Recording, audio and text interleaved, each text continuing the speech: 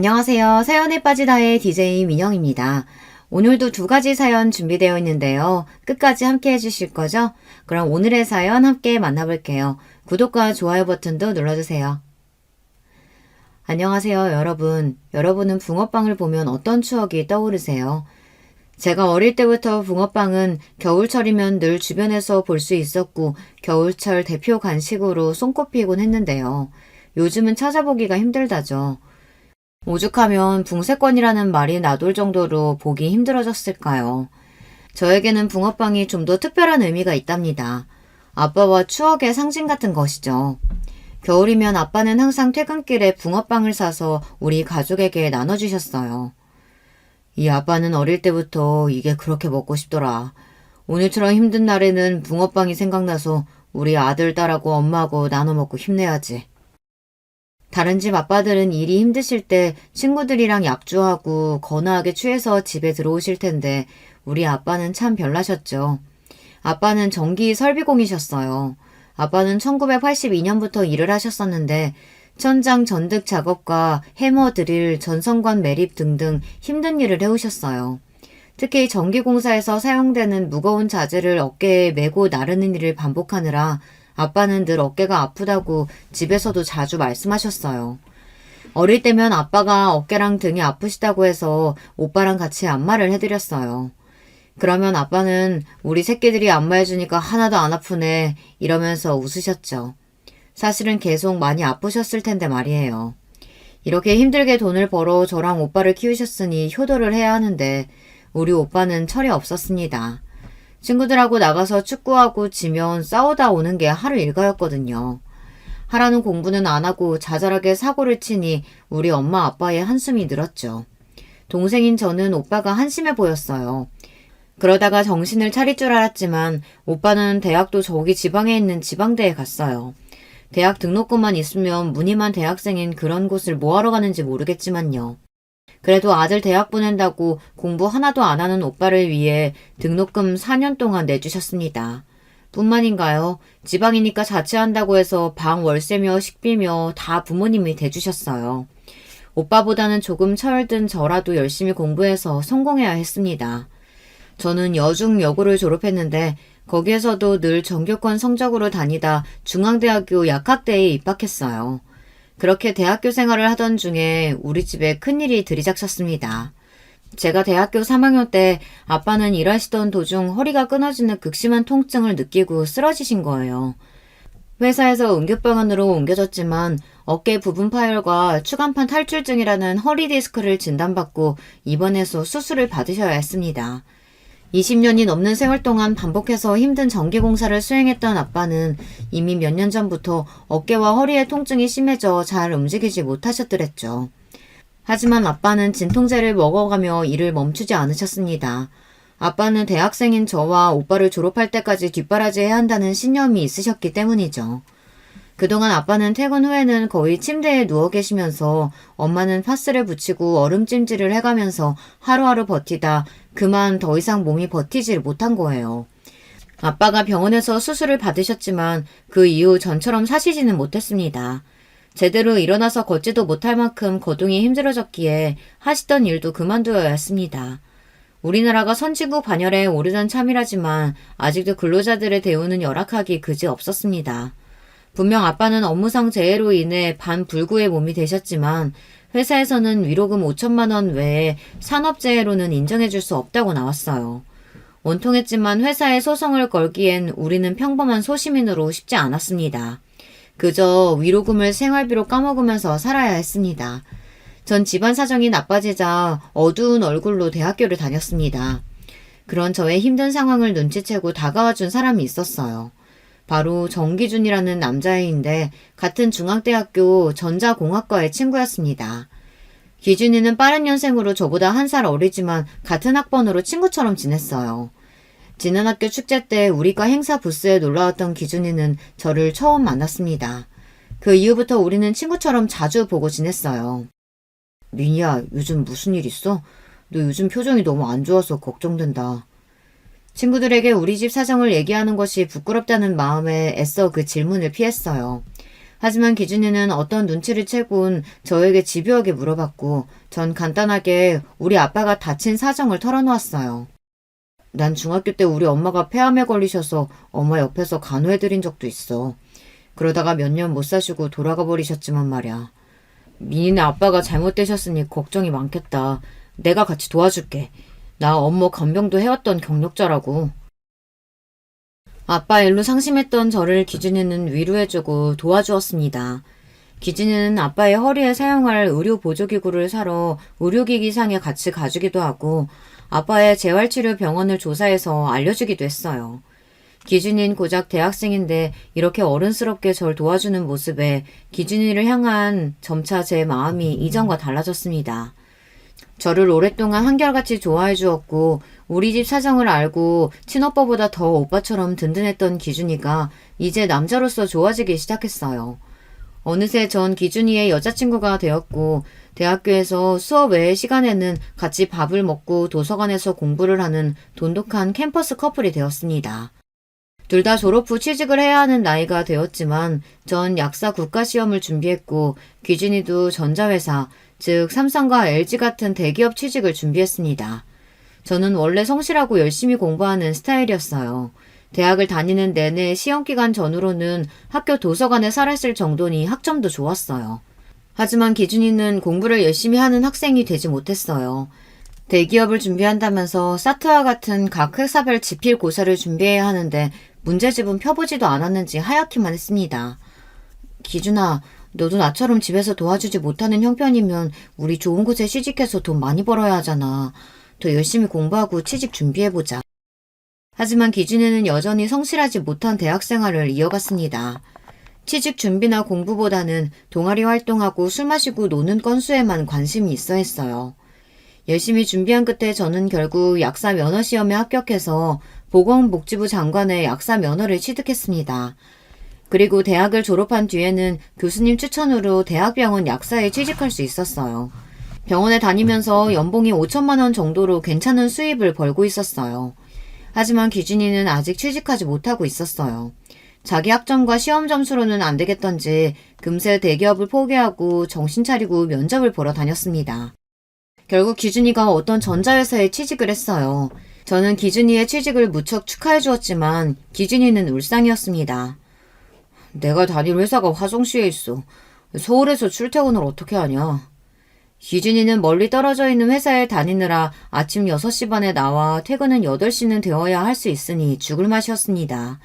대학교 때 놀기 좋아하던 친구가 갑자기 직장인 생활을 하려니 어려운 것이 당연하겠죠. 그래서 저는 기준이에게 맛있는 음식도 사주고 넥타이도 선물해주면서 기준이를 응원해 주었습니다. 그렇게 우리 둘 다 직장인이 되어 열심히 일을 하며 살고 있었어요. 그러던 어느 날 기준이와 주말 데이트를 하고 있었는데요. 그날따라 기준이의 얼굴은 긴장해 있었어요. 기준아, 무슨 일 있어? 오늘따라 좀 불안해 보이는걸? 민희야, 이 청혼 반지 받아줘. 우리 결혼하자. 기준이는 눈을 질끈 감고 저에게 금색 반지 케이스를 내밀었습니다. 지금 나한테 청혼하는 거야? 나 고작 27이고 넌 26인데 벌써 결혼하자고? 예상치 못한 청혼에 전 조금 당황했어요. 우리 나이는 아직 결혼 정년기에 못 미쳤고 사회생활을 한 지 2년도 채 되지 않는 사회초년생이었으니까요. 기준아, 결혼하려면 같이 살 집은 마련해야 할 텐데 넌 돈 모았어? 아니, 그냥 같이 살면서 돈 모아서 집 사면 안 돼? 나 혼자 벌어서 어떻게 집을 사겠어. 너랑 같이 모으면 되지. 하지만 난 아직 우리 집에 생활비 드리고 있어. 벌써 결혼해버리면. 부모님께서 헌신해서 저를 대학 졸업까지 잘 키워주셨으니 이제야 생활비도 좀 드리면서 갚을 수 있게 되었는데 이렇게 일찍 결혼한다는 것이 망설여졌습니다. 기준이 너도 아빠랑 둘이 살고 있다며. 설마 니네 아빠 모시고 살자는 얘기야? 무슨 소리야. 나 그렇게 꽉 막힌 남자 아니다. 우리끼리 살아야지. 아빠 허락은 이미 받았어. 우리 아빠는 독립적인 분이라 혼자 살아도 아무렇지 않은 분이고 약사 며느리 보겠다며 좋아하시던데? 기준이는 계속 저에게 결혼하자고 설득을, 아니 졸라댔습니다. 저도 어차피 결혼을 할 거라면 기준이랑 하고 싶었으니 결혼을 할 마음을 갖게 되었죠. 그리고 부모님께 기준이에게 청혼을 받았고 천천히 결혼 준비를 하고 싶다고 말씀드렸어요. 하지만 우리 부모님은 기준이와의 결혼을 반기지 않으셨습니다. 대학교 때부터 기준이를 사귄 사실은 알고 계셨지만 대학병원 약사로 있는 우리 딸이 그래도 좀 더 좋은 조건의 남자와 결혼했으면 하는 마음이셨죠. 그렇다고 기준이나 저에게 막대하신 것은 아니었지만 부모님의 심정도 이해는 갔어요. 그래도 사람이 의리가 있어야 한다고 전 생각했어요. 제가 힘들 때 저를 도와주었던 기준이에 대한 의리로, 그리고 이미 사랑하는 마음이 있는데 기준이를 버리고 조건 좋은 남자를 새로 만나서 사귄다는 생각도 하지 못했죠. 부모님의 반대에도 불구하고 전 기준이와 결혼하기로 했습니다. 양가 어르신들은 너희가 알아서 하며 따라주겠다는 좋은 분들이셨기에 우리는 둘이서 결혼식장도 잡고 신혼여행도 알아보면서 결혼 준비를 했습니다. 그리고 몇 번 집 문제로 기준이와 다투기는 했지만 무탈하게 잘 결혼식까지 올렸습니다. 신혼집이 문제긴 했던 것이 제가 알뜰살뜰 모은 돈 7천만 원이 있었고 기준이는 800만 원밖에 없었기에 아파트 전세금으로는 부족했습니다. 저는 우리 형편에 맞춰 신림동이나 신대방 쪽에 20평대의 빌라 전세를 가자고 했지만 기준이는 자기 회사에 출퇴근하기 힘들다면서 양재역 부근을 알아봤어요. 거긴 강남 쪽이라 아무리 작은 빌라여도 1억은 더 필요했기 때문에 하는 수 없이 소득이 높은 제 명의로 대출을 받아야 했습니다. 거실과 부엌 그리고 방이 2개 있는 깨끗한 빌라에서 우린 신혼살림을 시작했습니다. 제 직업이 탄탄하고 맞벌이로 일하고 있으니 언젠가는 강남의 아파트도 살 수 있겠다는 꿈을 갖고 하루하루 열심히 일했습니다. 그러다가 그만 전 허니문 베이비를 갖게 되었습니다. 신혼여행에서 생긴 아이는 이듬해 건강한 모습으로 태어났습니다. 아기는 딸로 이름은 정시영이라고 붙여주었죠. 우리 딸 시영이는 참 웃음이 많은 예쁜 아기였습니다. 저는 시영이를 낳기 전까지 약사 일을 했지만 시영이를 낳고 나서는 쉽게 복직하지 못했어요. 다른 사람 손에 맡기지 못할 만큼 우리 딸은 너무 예뻤으니까요. 그래서 가능하면 만 3세까지는 딸을 키우고 싶었습니다. 육아책을 보면 아이가 너무 어릴 때 시설에 맡겨지면 정서적으로 안 좋을 수 있다고 하더군요. 하지만 제 뜻과 달리 시영이를 집에서 키우고 있는 저를 남편은 탐탁지 않아 했습니다. 보통 가장이 되면 우리 아빠처럼 자기 몸이 부서져라 이래서 가족들을 벌어먹이는 것이 우리 한국의 남자들 아닌가요? 하지만 남편은 제가 아기를 어딘가에 맡겨두고 일해서 돈을 벌었으면 했습니다. 아니 자기처럼 능력 있는 약사가 집에서 살림이나 하고 애 보는 여자로 썩는다는 게 말이 되냐고. 난 자기가 이럴 때 그렇게 멋지더라. 우리 애기는 장모님이나 우리 아빠가 봐주시면 되지 않겠어? 자기야, 우리 엄마 몇 년째 아빠 간병하시느라 애기 볼 상황이 안 되셔. 그럼 자기네 아빠는 어때? 우리 애기 집에서 봐줄 뿐이야? 하긴 우리 아빠는 그럴 사람 아니지. 그럼 도우미 아줌마 집에 부를까? 집에 와서 애기 봐주시는 이모님들 월급이 달에 200도 넘어. 자기 월급이랑 별반 차이 없단 말이야. 헉, 아니 그런 아줌마들 월급이 왜 그렇게 세? 그럼 하는 수 없네. 아주 좋은 어린이집 알아보고 거기에 보내자. 응? 시부는 시모가 돌아가신 지 10년이 넘었지만 그동안 직접 요리해서 남편을 먹이고 키우셨을 정도로 집안일에 익숙한 분이셨어요. 하지만 퇴직하신 지 몇 년이 된 이후로는 부쩍 모임이 많이 늘으시면서 밖에 돌아다니시느라 시부댁에도 잘 안 계십니다. 이분은 제사 지내라 명절에 오래 내려와 있어라 이런 며느리로서의 도리를 요구하시는 분은 아니었어요. 다만 저에게 자주 용돈을 요구하시고 여행도 철마다 보내달라고 하는 분이셨습니다. 이런 분이 우리 딸을 집에서 키워주실 리 만무하죠. 아직 어린 딸을 제 손으로 키우고 있었지만 그러기엔 살림이 빠듯했습니다. 무리하게 받은 대출금에 이자도 있고 남편의 월급은 세금을 떼고 240 정도가 전부니까요. 상황이 이러하니 전 아이를 낳은 지 1년 만에 복직해야 했습니다. 하지만 전처럼 대학병원이 아닌 약국의 페이닥터를 하기로 했습니다. 아이를 출근하면서 어린이집에 데려다주고 퇴근 때 데려오기 위해 근무 시간에 여유가 있는 약국을 알아봤어요. 다행히 집에서 멀지 않은 곳의 약국에 페이닥터로 취직해 딸을 어린이집에 보내면서 일을 할 수 있었습니다. 우리 부부는 맞벌이로 바쁘지만 딸 커가는 재미를 보면서 열심히 살고 있었어요. 그리고 차근히 대출금도 다 갚았고 아이가 유치원에 갈 무렵 아파트 청약을 받았습니다. 남편은 이런 재테크에는 관심도 없는 사람이라 이것도 제 친구 도연이가 추천해줘서 넣었죠. 몇 번 시도하던 끝에 강남의 한 아파트 청약에 당첨되었습니다. 너무 기쁜 일이었지만 한편 분양금이 높아서 걱정이었습니다. 바보야, 네가 약 사고 남편도 같이 버는데 무슨 걱정이야.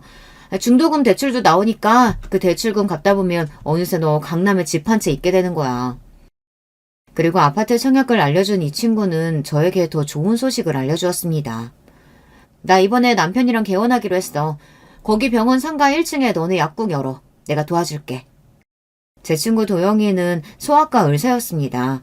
남편도 같이 공부하던 의대생 커플이었죠. 두 부부 의사가 소아과를 개원하기로 한 것이었어요. 내 친구가 개원하는 병원 근처에 약국을 하게 된다면 시너지 효과로 전 안정적인 수입을 기대할 수 있었습니다. 그래서 페이닥터를 그만두고 전 제 약국을 차리게 되었어요. 약국 개업식 날 우리는 간단히 고사를 지내기로 했습니다. 떡이랑 돼지머리, 사과 등을 술과 함께 고사상에 차려놓고 절을 했어요. 남편은 그날 어찌나 좋아하던지 저보다 더 좋아했습니다. 나 이제 진짜 쉬었다면 됐네. 내가 아침밤으로 열어주고 당신이랑 같이 출퇴근도 해줄게. 돈 많이 벌어와 여보.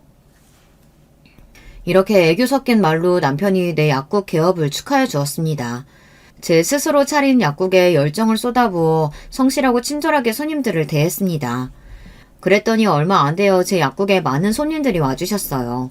혼자서 운영하기에 바빠져서 페이닥터 약사 1명을 고용하고 아르바이트생 1명까지 추가로 들이게 되었습니다. 수입은 전보다 배 이상 늘어나서 이렇게 하다 보면 강남 아파트 중도금도 어렵지 않겠다는 마음에 들떠서 열심히 일했습니다. 하지만 저와 다른 마음을 먹고 있는 남편이 있었어요. 남편은 취직해서부터 늘 억지로 회사에 다니는 사람이었어요. 승진하고 열심히 일 배울 생각은 별로 하지 않고 틈만 나면 회사를 그만둘 생각만 하고 있었어요. 그러던 차에 제가 약국까지 하고 나니 자기가 일을 그만둬도 괜찮지 않냐며 나오는 겁니다. 자기야, 생각해봐. 자기는 이제 아침부터 밤 늦게까지 약국하느라 바쁘잖아. 집안일이나 우리 서영이 육아도 힘들 텐데 나라도 집을 지켜야 하지 않겠어? 내가 회사에서 버는 돈이나 가정부 쓰는 돈이나 비슷할 텐데 내가 한번 전업주부로서 잘해볼게. 계속해서 애교를 부리고 졸라대는 남편을 이길 재간이 전 없었습니다. 결국 남편이 퇴사하는 것에 동의하고 이렇게 말했습니다. 대신 당신 책임지고 집안일 잘해놓고 우리 서영이 잘 키워줘야 돼요. 남편은 자신 있다며 큰소리 뻥뻥 쳤습니다. 백수로 집에만 있는 남편이 조금 아쉬웠지만 뭐 어떡하겠습니까. 집에서 지내면서 우리 딸도 키워주겠다고 하니 이 또한 괜찮지 않겠어요. 앞으로 제가 가장이라는 책임감을 갖고 약국을 제대로 해나갈 결심을 했습니다. 그렇게 저는 약국을 경영하고 남편은 전업주부로서 우리 딸과 셋이서 잘 살다가 2년 뒤에는 청약했던 강남의 아파트에 입주까지 하게 되었어요. 하지만 우리 가족에게 이렇게 경사스러운 일만 온 것은 아니었습니다. 오랫동안 허리디스크로 병환을 겪으셨던 친정아버지가 돌아가시게 된 거예요. 말년에 거동도 잘 못하셔서 고생만 하시다 가신 우리 아빠가 참 불쌍했습니다. 그리고 근 10년간 아빠를 병간호하던 우리 엄마도 마찬가지죠. 건강하셨다면 두 분이 좋은 곳에 여행도 다니시고 제가 모시고 해외에도 가보는 건데 그런 추억을 만들지 못해서 참 아쉬웠습니다. 하지만 이제 엄마가 아빠를 수발드셨던 부담에서 벗어나셨으니 다행인 마음이 들었습니다. 아빠의 장례식을 치르면서 다짐했어요. 혼자 계신 우리 엄마랑 좋은 곳에서 외식도 하고 여행도 다녀야겠다고 말이죠. 하지만 자식이 효도를 하는 것은 왜 그리 더딘 것일까요? 막상 약국 문을 닫을 수가 없어서 해외여행은 못 가보고 제주도로 엄마 칠순 기념 여행 한번 다녀온 것이 전부였어요. 그래도 전 엄마가 옆에 있어주셔서 참 좋았습니다. 제가 약국에 있을 때 엄마가 도시락을 싸와서 같이 까먹고 근처 찻집에서 차도 마시면서 자주 찾아뵈었어요. 그렇지만 저의 이런 소소한 행복은 오래가지 못했습니다. 엄마의 칠순 생일이 지난 지 몇 달 안 되었던 어느 날 엄마가 갑자기 쓰러지셨다는 연락을 받았습니다.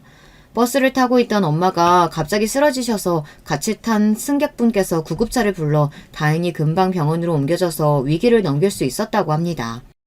엄마는 뇌혈관의 이상으로 뇌경색이 나타나셨고 목숨은 건지셨지만 얼굴 일부와 팔다리 한쪽을 잘 못 움직이셨어요. 의사는 뇌경색 후유증으로 이런 신체 기능 마비 증상이 생겼지만 확실한 치료제가 있는 것은 아니라서 집에서 잘 보살펴드려야 한다고 설명했습니다. 불쌍한 우리 엄마. 아빠 수발을 드시느라 고생만 하다가 아빠를 보내드리고 나서 좀 편하게 사실 줄 알았는데 1년이 지나서 이렇게 본인 몸이 상하셨으니 말입니다. 우리 엄마 인생이 너무 안쓰러워서 가슴이 찢어질 듯 아파왔어요. 엄마가 퇴원하신 뒤에 혼자 사시던 중계동 집에 보내드릴 수 없어서 전 오빠에게 이 일을 상의했습니다. 오빠는 엄마를 병원에서 뵙고 상황을 충분히 알았을 텐데도 관심 없다는 듯한 태도였습니다. 오빠, 아빠가 아프셨을 때도 우리가 제대로 자식 노릇하지 못했잖아. 난 월급으로 생활비라도 드렸지. 오빠는 자식된 도리로 한 게 없었으니까 지금이라도 아프신 엄마 당분간 모시면 안 될까? 글쎄, 우리 집에 오긴 어렵다니까. 이렇게 오빠와 올케 언니는 나 몰라라 하고 있었어요. 엄마가 이날까지 어떤 마음으로 오빠를 키웠는데 1억이야? 누가 돈 대달래? 나는 약국하느라 엄마를 모실 수가 없잖아. 올케 언니는 전업주부니까 엄마 모셔줬으면 좋겠어. 대신 내가 간병비는 보탤게. 야, 오라비 앞에서 약국해서 돈 번다고 유세냐? 우리 아표가 죽어도 못하겠다는데 어떻게 강요하겠어. 그리고 나도 지금 사업 준비하고 있어서 어렵단 말이야. 어쩔 수 없이 전 엄마의 퇴원 수속을 마치고 우리 집에 모셔왔습니다. 그리고 남편을 안방에 불러서 조심스럽게 이야기했어요. 오빠가 친정엄마 모시기 힘든 상황이라고 해서 당신만 괜찮으면 우리 집에 당분간만 지내시게 해도 될까? 그래, 그렇게 하자. 저는 제 길을 의심했습니다. 고민 끝에 어렵게 한 부탁을 이렇게 흔쾌히 승낙해주다니 그런 남편이 너무 고마워서 눈물이 날 것 같았어요. 자기야, 정말 너무너무 고마워. 도움이나 뭐 필요한 거 있으면 내가 다 해줄 테니까 엄마 거동만 좀 도와주면 좋겠어. 퇴근하고 나서는 내가 할게. 그래, 엄마도 간호했던 나한테 어렵지 않으니까 너무 신경 쓰지 마. 장모님이 어디 아프신 건 아니잖아. 그냥 밥 차려드리고 움직이실 때 도와드리면 되는 거지? 응, 맞아. 그리고 식사 후엔 꼭 병원에서 타원약 드리고 그것만 해주면 돼. 전 아주 큰 짐을 벗어버린 기분이었습니다. 남편이 친정엄마를 모셔준다면 모든 일이 만사형통이었으니까요.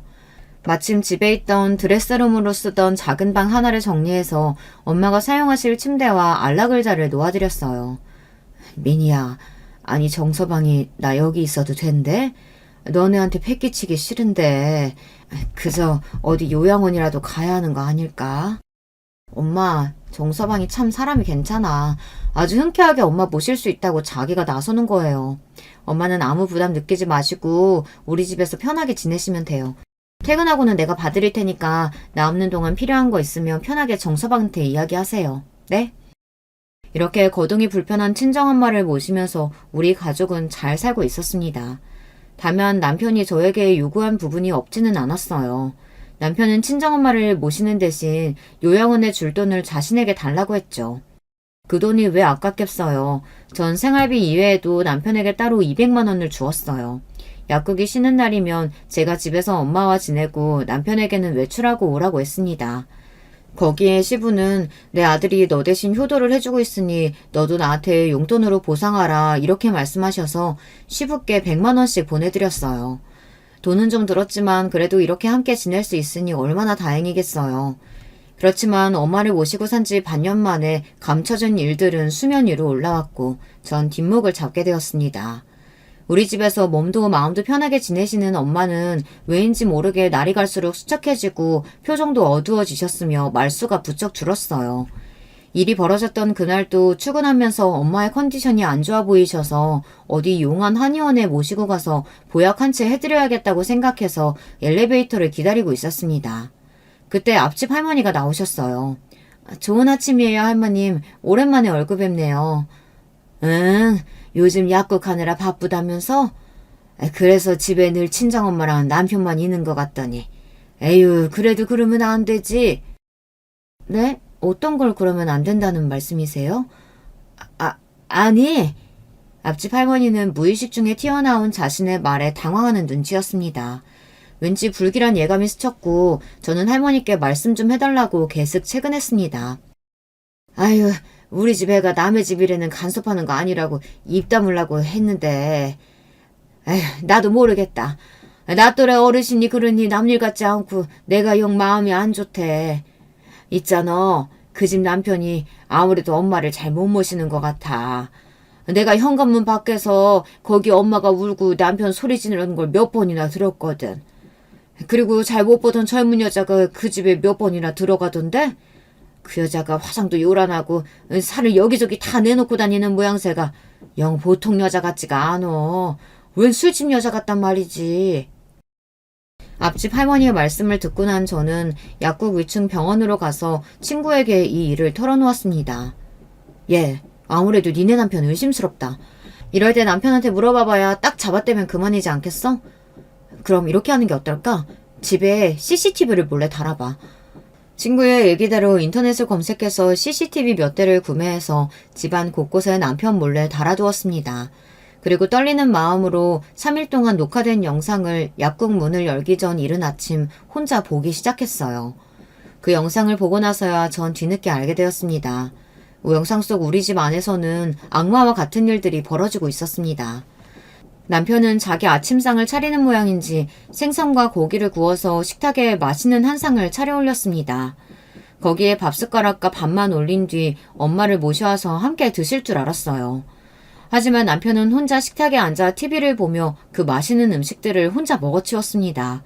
식사를 마친 남편은 접시에 밥 한 덩이, 김치랑 남은 밑반찬 몇 개를 담았어요. 거기에 고기나 생선도 올리지 않은 그 부실한 섞은밥 하나만 갖고 엄마 방에 들어갔습니다. 그리고 숟가락 하나로 엄마의 입에 그것들을 무성의하게 집어넣는 거예요. 우리 엄마는 원체 밥도 꼭꼭 씹어 천천히 드시는 분이고 국 없이는 아침 식사도 못하는 분인데 그렇게 우겨 넣으니 중간중간 캑캑하면서 체하셨어요. 남편은 그 모습을 보고 가만히 있고 엄마는 겨우 물을 조금 마셔가면서 진정하셨습니다. 나중에 안 사실이지만 남편이 엄마의 밥을 억지로 먹이는 과정에서 흡인성 폐렴까지 오셨던 거예요. 저와 딸이 함께 있을 때면 남편은 제대로 식사를 차려 엄마를 휠체어에 모시고 와서 식탁 자리에 잘 모셔다 드리고 함께 먹었어요. 엄마가 숟가락을 드시면 거기에 자기가 이것저것 반찬도 올려드리고 했단 말입니다. 하지만 제가 없을 때마다 이렇게 비인간적으로 엄마에게 식사를 드렸던 거예요. 엄마 얘기로는 그마저도 하루 삼시세끼도 못 얻어먹었대요. 집에만 누워있는 노인네가 많이 먹어봐야 똥오줌만 많이 싸지. 뭘 더 먹겠다는 거예요. 적당히 좀 먹어요. 라고 하면서 두 끼만 챙겨줬던 겁니다. 어쩐지 제가 엄마 간식으로 사다 놓은 영양갱이나 과자들을 너무 금방 다 드셔버려서 간식 욕심이 생기셨나 했더니 실은 배고파서 그걸 드신 거였어요. 남편은 엄마의 간병 전부를 맡는다고 했지만 여자인 엄마의 자존심상 성인용 기저귀와 속옷은 제가 아침 저녁으로 갈아드렸습니다. 대신 낮 시간 동안에 화장실 가시고 싶을 땐 남편이 모시고 변기에 앉혀드리는 것만 부탁했어요. 하지만 영상 속에서 엄마는 안절부절 못하면서 화장실에 가고 싶어 했음에도 남편은 이 요구를 무시한 채 누워서 핸드폰만 하고 있었어요. 급기야 엄마가 참지 못하고 바지에 소변을 보고 말았는지 남편은 그런 엄마에게 막 소리를 지르고 옆에 있던 휴지각을 던져버리는 게 아니겠습니까? 엄마는 너무 창피하고 무서워서 그저 팔을 살짝씩 버둥거리는 것 밖에는 할 수가 없었고 그저 울고만 계셨습니다. 남편이 그동안 우리 친정엄마를 소홀히 모시는 차원을 넘어 괴롭히고 무시했다는 사실에 너무 놀라 한참 동안 뛰는 가슴을 진정시켜야 했습니다. 그리고 배신감과 남편에 대한 분노가 올라왔지만 일단 우리 엄마를 안전한 곳으로 모시고 가야겠다는 생각이 들었어요. 이 사실을 확인하자마자 저는 약국 문을 닫고 집으로 달려갔습니다. 오전 시간인데도 집에 남편은 없고 엄마 혼자 계셨어요. 아니, 네가 어떻게 여길... 평소라면 오지 않을 시간에 갑자기 연락도 없이 집에 온 저를 보고 엄마는 몹시 놀라셨어요. 엄마, 나 다 알고 왔어. 왜 이러고 계신 거예요? 왜 혼자서 울고 있어? 나한테 진작 말을 하지. 왜? 눈이 벌겋게 부어있으신 걸 보니 울고 계셨나 봐요. 그런 엄마 모습을 보고 전 너무 화가 나고 속상해서 엄마에게 말도 안 되게 퍼부었어요. 아니다. 그냥 정서방이랑 조금 다툰 것뿐이야. 평소에는 나한테 잘해주고 서로 사이 좋아. 딸한테까지 거짓말하지 마세요. 제가 CCTV로 다 보고 왔어요. 엄마 이렇게 살고 있는지도 모르고 내가 정말 미안해요. 우리 엄마 내가 모시겠다고 데리고 와놓고선 이렇게 힘들게 만들어버렸으니 다 내 잘못이에요. 우리 당장 이 집에서 나가자고요. 정서방 그 작자가 우리 엄마 더는 못 괴롭히게 할 거야. 전 택시를 불러서 택시기사님과 함께 엄마를 택시에 모시고 알아두었던 요양원에 갔습니다. 집에 오기 전에 의사인 친구와 엄마를 어디에 모실지에 대해 함께 상의했어요. 요양병원에는 의사와 상주에 있어서 주로 장기 요양하면서 치료가 필요한 어르신들한테 적당해.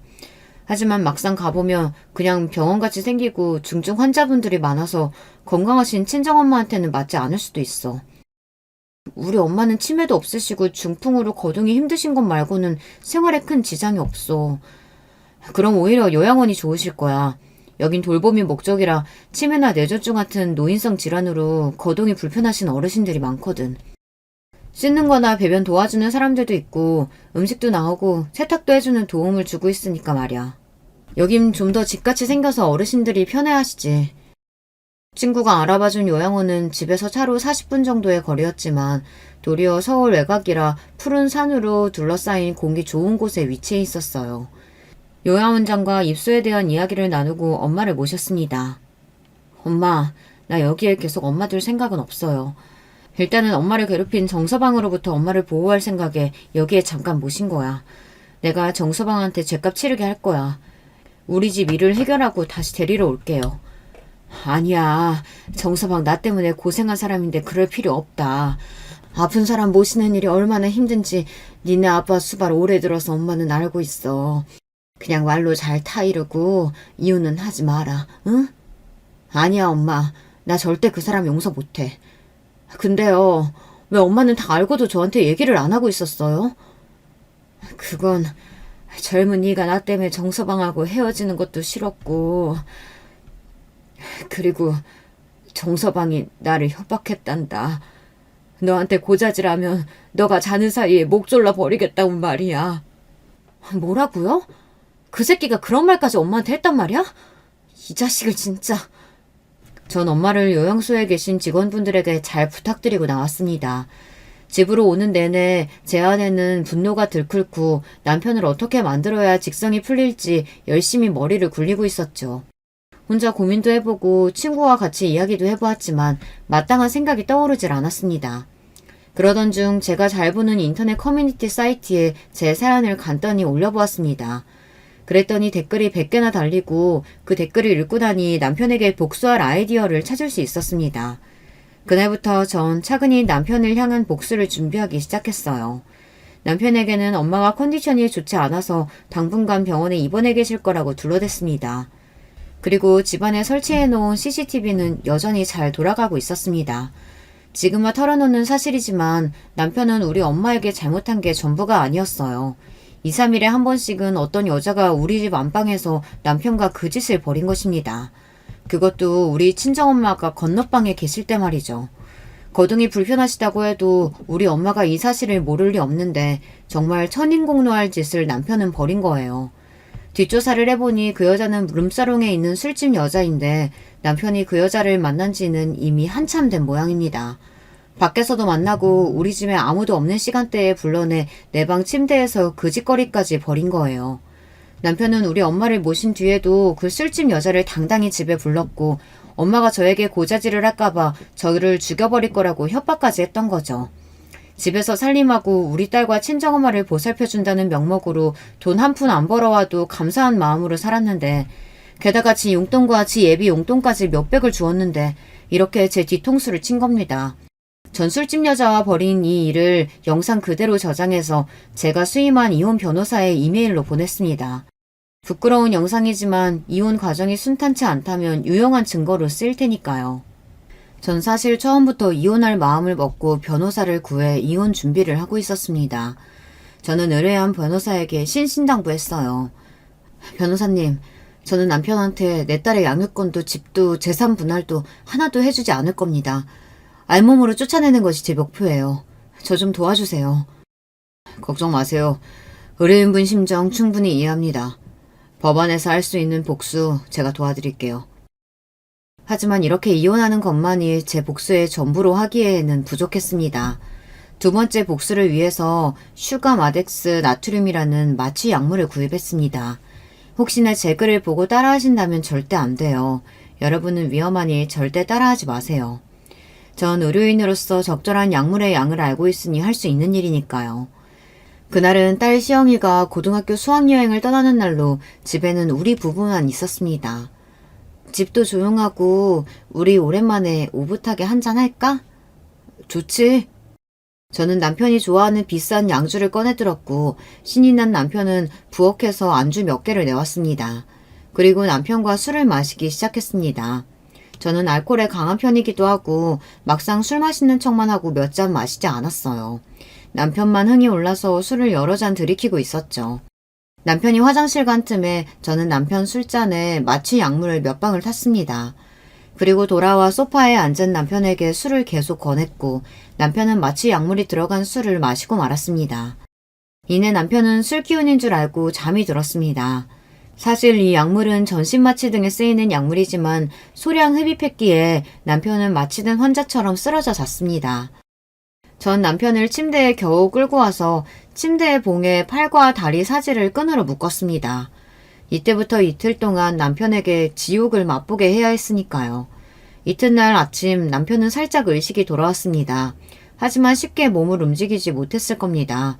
그건 묶어놔서가 아니라 마취의 효과가 남아있었기 때문이죠. 이게 무슨 일이야? 내가 왜 이러고 있어? 당신이 이런 거야? 나야. 근데 난 지금 당신 아내로서가 아니야. 내 엄마를 괴롭힌 남자한테 그 고통을 조금이라도 느껴보라고 이런 시간을 마련한 거지. 그게 무슨 말이야? 내가 장모님을 괴롭혔다고? 네 엄마 대신해서 모셔준 나한테 이런 짓을 해?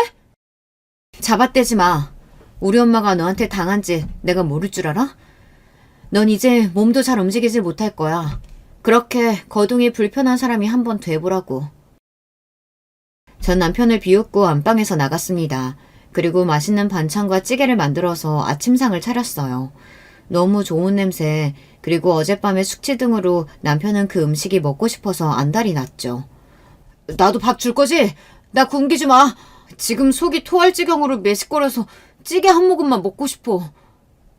저는 아무 말 없이 국그릇에 밥과 찌개 그리고 반찬 몇 개를 섞었어요. 그것은 마치 잔반을 처리한 꿀꿀이죽처럼 보였습니다. 그것을 남편에게 내밀었습니다. 나보고 이 음식물 쓰레기 같은 걸 먹으란 말이야?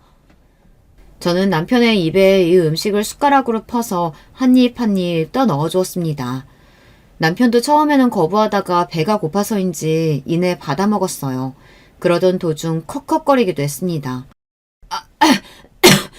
그만 천천히 좀 넣어. 살에 걸려서 기침하는데도 밥을 우겨 넣냐? 그냥 처먹어. 연로하신 우리 엄마한테 매일 이렇게 밥 먹여줬잖아. 남편은 자기가 한 짓이 떠올라서 흠칫 놀랐습니다. 갑자기 전 이 밥도 주기 싫어져서 부엌 개수대에 남편이 먹던 것을 버려버렸습니다. 나 아직 배고파. 더 줘. 남편의 말을 무시한 채로 전 식탁에 앉아서 천천히 우아하게 아침밥을 거하게 먹었습니다.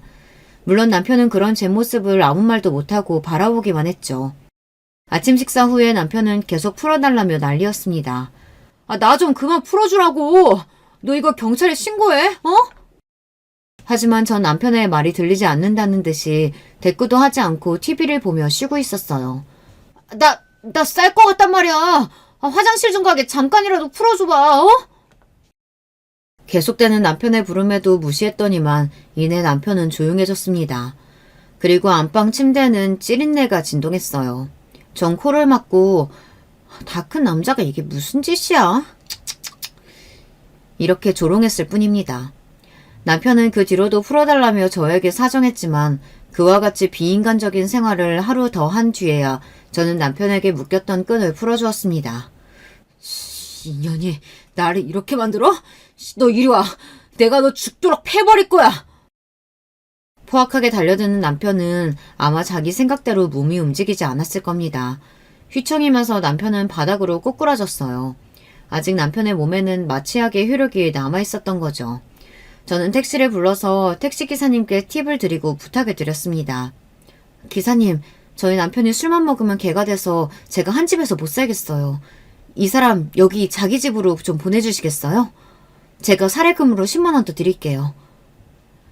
처음 기사님은 어리둥절해했지만 몸을 잘 가누지 못한 채로 버둥거리며 욕을 하는 남편과 침대에서 나는 찌린내를 보며 상황을 이해했다는 듯이 제 말대로 따라주셨습니다. 전 그렇게 남편을 시부에게 반품했습니다. 이렇게 제 두 번째 복수는 끝났습니다. 몸이 불편한 사람의 처지가 되어 우리 친정엄마에게 했던 일들을 고스란히 남편에게 겪게 해주고 나니 제 속이 시원하더라고요. 이런 일을 우리 엄마는 6개월 동안이나 당했는데 남편에게 오래 할 수 없었던 것이 원통했어요. 남편이 택시에 실린 채로 시부집으로 돌아가자 시부는 저에게 노발대발해서 전화를 했지만 전 그대로 전화를 끊었습니다. 남편은 며칠 뒤 원래의 근육 상태로 회복했을 거고 경찰에 저를 신고했습니다. 신고를 받고 온 경찰은 저에게 그날 일을 물었지만 전 태연히 대답했습니다. 경찰관님, 그게 말이 되나요? 그 남자는 집에서 술 퍼먹고 나가서는 며칠 동안이나 집에도 들어오지 않았다고요. 전 이렇게 잡아떼었습니다. 사실 남편의 말이 횡설수설하고 정황상 맞지 않다고 생각한 경찰은 조용히 사건을 마무리했습니다. 남편은 자기가 당한 일이 억울해서 미칠 지경이었겠죠. 그 사이 제가 청구한 이혼 소장이 시부집에 도착했고 남편은 저에게 찾아왔습니다. 이혼? 그래, 이혼하자 해.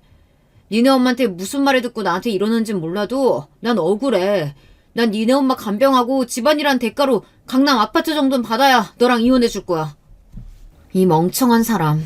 소장 제대로 읽어보지도 않았구나. 너 정기준이 불륜관계 및 생활비를 벌어오지 않는 등의 귀책 사유가 있어서 내가 이혼 소송을 건 거야. 재산 분할? 웃기는 소리 하지 마. 당신은 결혼할 때부터 지금까지 돈도 얼마 벌어오지 못했어. 다 내가 번 돈으로 집 사고 생활비에서 먹고 산 거라고. 그나마 집에서 살림하고 엄마 간병 잘한다고 너랑 니네 아빠까지 용돈을 그렇게나 줬다. 그건 또 따로 청구할 거니까 기대해. 남편은 제 이야기에 억울하다며 펄쩍 뛰었지만 전 확실한 증거가 곧 드러날 테니 조용히 이혼이나 하라는 말을 끝으로 남편을 내보냈습니다. 남편은 제 이혼 소송에 맞고소하겠다며 변호사를 선임했고 우리는 아직도 이혼 소송 중입니다. 물론 저에게는 확실한 불륜의 증거가 있고 그간 경제적으로 제가 기여한 부분이 크기 때문에 결국은 제가 이길 것이라고 생각하죠. 하지만 제 마음이 참 허망하기만 합니다. 제 결혼 생활이 이렇게 지저분하게 끝이 날지 몰랐으니까요. 한편 일주일 만에 찾아뵌 엄마의 표정은 환해지고 얼굴 살도 오르고 아주 보기 좋았습니다. 엄마도 처음에 요양원 가는 게 좀 꺼려졌는데 웬걸? 여기서 지내니 너무 좋다. 벌써 엄마 친구들도 사귀어서 말동무도 하고 요양보호사들이랑 간호사들도 나한테 다 잘 대해줘. 밥도 잘 나와서 엄마 살찐 거 좀 봐라. 요양원에 가려면 심사기간도 걸리고 까다로워서 입소하기 어렵다고 들었어요. 우리 엄마는 그만큼 장애 등급이 높지 않았고 그 당시 급히 엄마를 모셔와야 했기 때문에 정부 지원금 없이 요양원에 꽤 큰 돈을 내야 했죠. 하지만 엄마가 이렇게 잘 지내시니 그 돈은 전혀 아깝지가 않았습니다. 약국하면서 딸도 키우고 제가 어떻게 엄마를 도와드릴 수 있을지 난감했는데 다행이었죠. 엄마, 괜히 나 듣기 편하라고 그러시는 거 아니죠? 아유, 진짜라니까. 내가 딸네 집에 간다고 하면 어르신들이 다들 말려. 괜히 가족 간에 의상하고 거기 가면 TV 보고 라디오 듣는 거 말고 노인네가 뭐 하겠냐고. 그 말이 맞다. 난 여기서 친구들과 지내는 게 더 마음이 편하고 참 좋아. 너희 아빠도 괜히 내가 집에서 병간호 했나 싶더라. 움직이기 힘들어졌을 때 바로 이런 곳에 와서 내가 자주 얼굴 들여다볼 걸 그랬어. 엄마, 고마워요. 그치만 저 자주 올게요. 다음에는 우리 시영이도 같이 올게. 좋지. 나도 우리 이쁜 시영이 보고 싶구나. 근데 혹시 정서방은 어떻게 지내니? 너한테 해코지한 건 아니지? 아휴, 우리 엄마도 참. 딸한테 해코지할까봐 그놈이 그러고 사는 동안 할 말도 못하신 거죠. 그 자식은 나한테 털끝도 건드리지 못해. 힘도 내가 더 셀걸? 당장 집에서 내쫓았고 이혼 준비하고 있어요. 난 이제 약국하면서 엄마랑 시영이만 보고 살 거야. 그게 행복해요. 이렇게 우리 친정엄마는 요양원에서 편안하고 건강하게 잘 지내고 계십니다. 그리고 저는 남편과 이혼 소송 중이지만 딸과 살며 약국도 잘 운영하고 있어요. 그런데 저에게 아직 고민거리가 하나 남아 있습니다. 여기 제 사연을 들어주시는 여러분들께도 한번 들어봐 주세요. 전 아직 우리 딸에게 남편이 했던 극악무도한 짓들을 비밀로 하고 있습니다. 그래서 딸은 왜 엄마가 갑자기 아빠를 자기도 없는 사이에 내쫓았고 할머니도 요양원에 모셨던 건지 그 사정을 전혀 이해하지 못하고 있어요. 감수성이 어린 사춘기 나이의 딸에게 이런 일은 참 이해하기 어려운 일이겠죠. 그래서 아빠를 용서하고 다시 합치기를 바라는 딸에게 전 어떻게 어디까지 설명해야 좋을지 모르겠습니다. 아빠의 밑바닥을 모조리 드러내자니 아이가 불쌍하고 지금처럼 덮어만 둔다면 저는 딸에게 이해받지 못한 채로 계속 사이가 틀어지겠죠. 여러분이 제 상황이라면 어떻게 하시겠어요? 이 상황을 현명하게 해결할 수 있는 지혜를 좀 나눠주시면 좋겠습니다. 제 사연이 유튜브에 업로드 된다면 댓글을 보고 제가 어떻게 할지 결정할게요. 많은 참여 부탁드립니다. 그럼 이제 저는 여기서 인사드릴게요. 안녕히 계세요. 여러분, 두 번째 사연 시작하기 전에 좋아요, 구독 꼭 눌러주실 거죠? 그럼 두 번째 사연 바로 시작합니다. 안녕하세요. 저는 충청도 시골에서 농사 지으며 남매를 키우는 40대 후반 여자입니다. 제 직업이 농부라서 어디 가서 소개하면 꼭 질문이 많더라고요. 체력적으로 힘들지 않냐, 어떤 거 키우냐, 심지어 돈은 얼마 정도 버냐 등 많은 질문이 들어옵니다. 아마 여러분도 궁금하실 텐데요.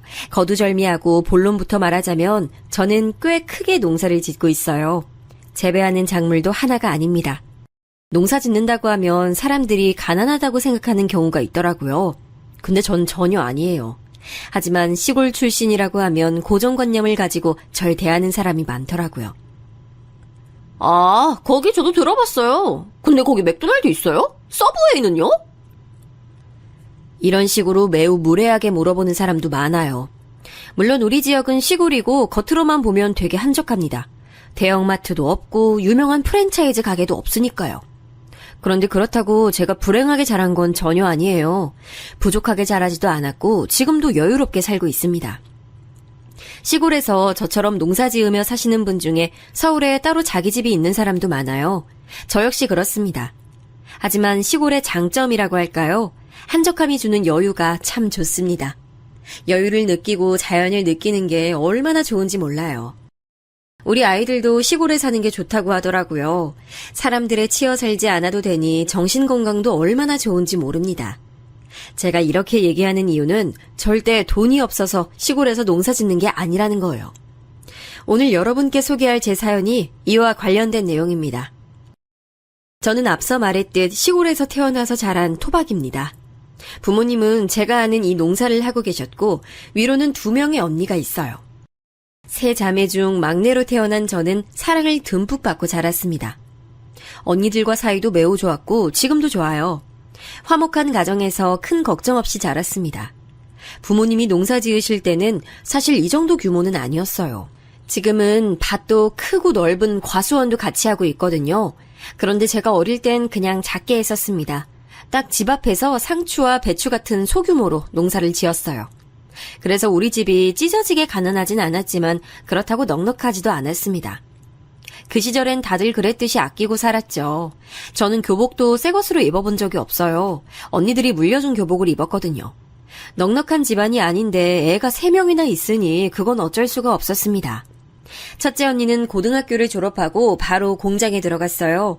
신발 공장이었는데 언니가 공장에 들어가며 그나마 형편이 조금 나아졌습니다. 월급을 한동안 우리 집 생활비로 다 썼거든요. 물론 집에 빚이 많아 그걸 갚기도 했었죠. 둘째 언니는 상고를 졸업했어요. 그래서 졸업하고 동네에 있는 읍내 미용실에서 근무하게 됐죠. 그렇게 언니들은 성인이 돼서도 고향에 계속 남았어요. 그런데 저는 서울에 대한 욕망이 아주 컸습니다. 가족들 품 안에서 사는 게 좋기도 했지만 한편으론 답답했거든요. 그래서 꼭 졸업하고 성인이 되면 서울로 가고 싶었습니다. 그래서 미친 듯이 공부해서 서울에 있는 대학교에 입학했어요. 시골에서 서울로 대학교에 간다는 건 꽤 큰 의미입니다. 그래서 제가 입학할 때 서울대도 아닌데 얼마나 많은 축하를 받았나 몰라요. 아이고 영미야 축하해. 너네 부모님이 열심히 상추 키워서 번 돈으로 효도를 하네. 아유 내가 다 기쁘다. 막내딸이 한건 했네. 아유 부모님하고 언니들이 얼마나 뿌듯해하니. 기특하다. 실제로 부모님과 언니들은 제가 대학에 간다는 것 자체도 기뻐하셨어요. 그런데 서울로 간다니 너무 행복해했죠. 그렇게 서울에서 대학 생활을 시작하게 된 저는 결심했습니다. 절대 다시 시골로 돌아가지 않겠다고요. 제가 겪은 서울은 너무 큰 세상이었고 모든 게 좋았어요. 물론 가족들이 있는 고향이 좋기도 했는데 서울이 주는 화려하고 다채로운 세상을 포기할 순 없었죠. 가족들에게 손 빌리는 게 싫어서 등록금이 아닌 생활비는 제가 벌었어요. 그리고 학교 앞 식당에서 아르바이트하다 지금 남편을 만났습니다. 남편은 같은 학교 학생이었고 저보다 2살 많은 오빠였어요. 그때 당시 너무 잘생겨서 제가 따라다녔죠. 보통의 연인들처럼 싸우기도 많이 싸우고 좋을 땐 이것보다 좋을 수가 없었습니다. 둘 다 졸업하고 서울에 있는 회사에 나란히 들어갔어요. 직장도 자리 잡고 사귄 기간도 늘어나니 자연스럽게 결혼 얘기가 나왔습니다.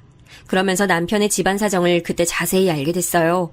사실 듣고 저는 되게 놀랐는데 남편은 무려 4형제 중 막내였습니다.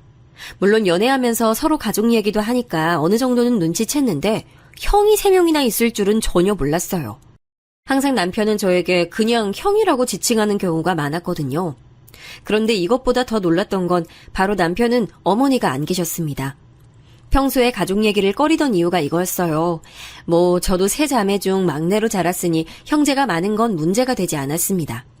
어머니가 계시지 않다는 것도 놀라긴 했는데 그게 흠은 아니잖아요. 들어봤더니 지병으로 남편 중학생 때 돌아가셨다고 하더라고요. 그렇게 서로 집안 사정을 다 터놓고 얘기하고 각자 집으로 인사를 갔습니다. 그리고 저는 결혼 전에 파혼 얘기까지 나오는 사건이 발생했습니다. 바로 형님들 때문에요. 남편이 먼저 우리 집에 인사를 왔었는데 사실 우리 집은 남편을 굉장히 반겼어요. 첫째 언니와 둘째 언니는 이미 결혼한 상태였는데 형부들이 사실 그다지 좋은 성격과 외모를 가지고 있진 않았거든요. 첫째 언니는 공장에서 만났고 둘째 언니는 손님과 결혼했는데 둘 다 능력이 딱히 없었어요. 그런 형부들을 보다 멀쩡하게 서울에서 직장을 다니는 사위가 온다니 부모님은 버선발로 맞이하셨죠. 아이고 정서방 이리 와요. 서울에서 오느라 고생했어요. 우리가 시골이라 크게 대접해주고 싶었는데 그럴 수가 없어서 미안해요. 대신 많이 차렸으니까 편하게 많이 먹고 가요. 실제로 엄마는 남편이 인사 온다는 소식을 듣고 시장에 가서 한우를 사오셨더라고요. 제가 자라면서 집에선 먹어본 적이 없는 그 한우요. 아버지는 우리가 집안 마당에서 키우던 오리까지 손수 잡아서 남편을 맞이했습니다. 언니들도 형부들하고 와서 갈비찜부터 그날 당일한 겉절이까지 상다리가 휘어질 정도로 준비했더라고요. 남편은 그날 기대에 부응하겠다고 무리하게 먹었습니다.